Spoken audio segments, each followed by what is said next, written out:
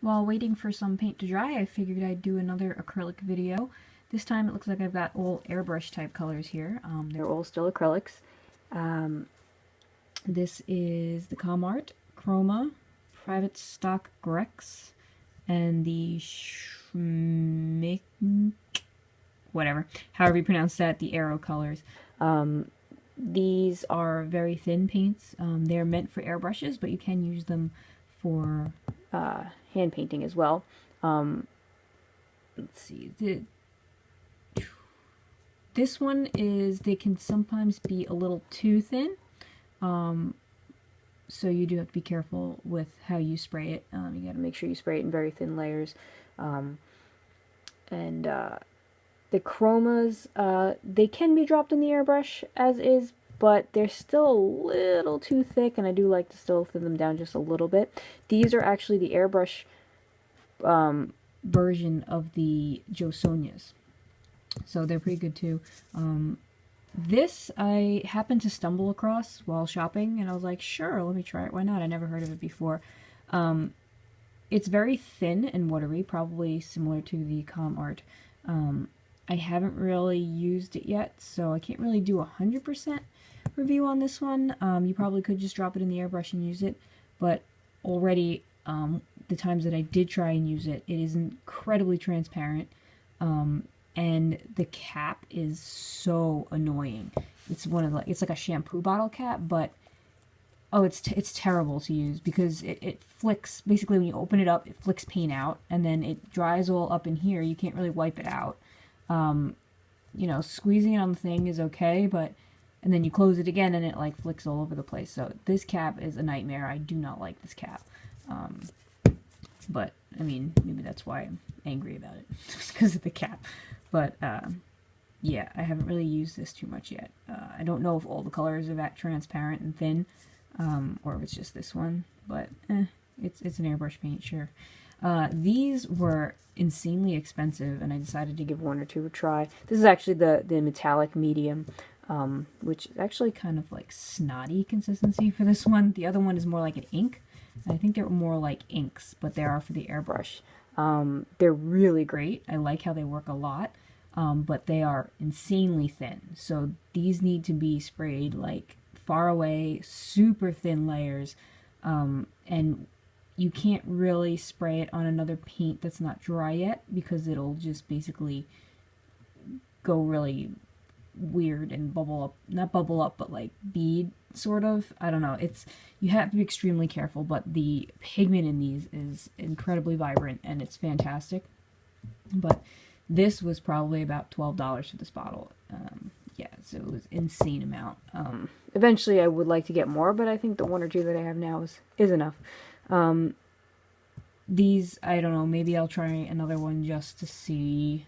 This was pretty expensive too. This was like $8. So I might try, this is the only one I got, so I might try one more to see how it compares. If it's, maybe I just ended up with a really transparent color. I don't know. But I'm not too thrilled with this one. These are also very good. These are another one of my go-tos, like the Josonias.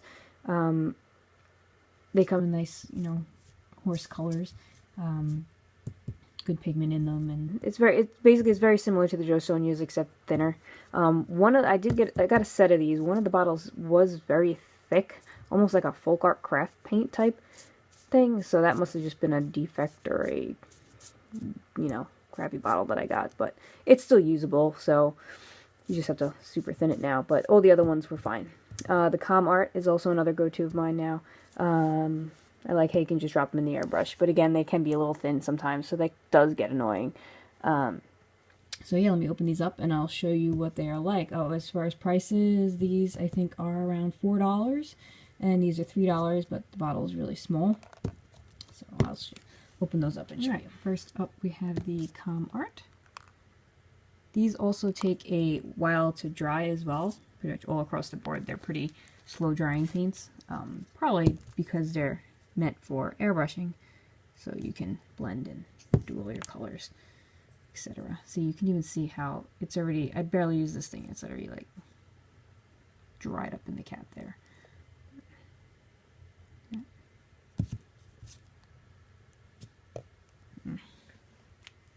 Don't want to spray that See, and then it gets all your fingers and everything. This is the snotty one. These are glass bottles. They actually come with little droppers in them, which is kind of cool. I don't know why it's got a little ball at the end of it, but I guess, you know, I don't know. It's cool. So that's those. You can actually, you saw how thin they actually were. Let's see, we'll go backwards here. This is the Aero color. Also transparent, but very thin. This is the Grex one. See, like, that's really transparent. Yeah, pretty much liquid, these things.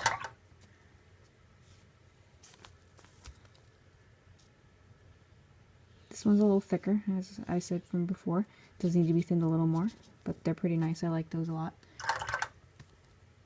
And the Com Art. Also pretty thin. I've never used this color before. Cool color.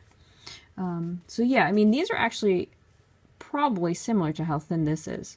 But a lot of these are less transparent than those were. This is anyway the only one that I have.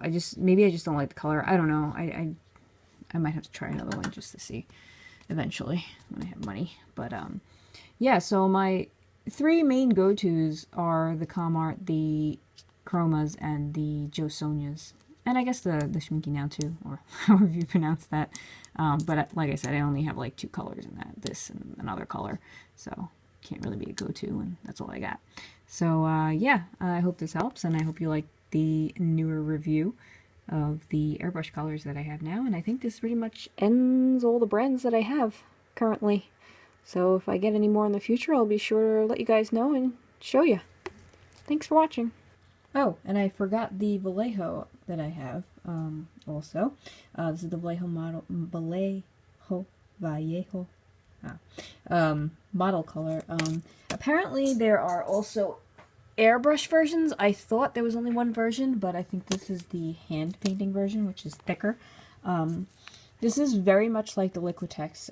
Very similar consistency, very similar finish, and the way it works. It's just the dry time is a lot faster, which actually can be annoying.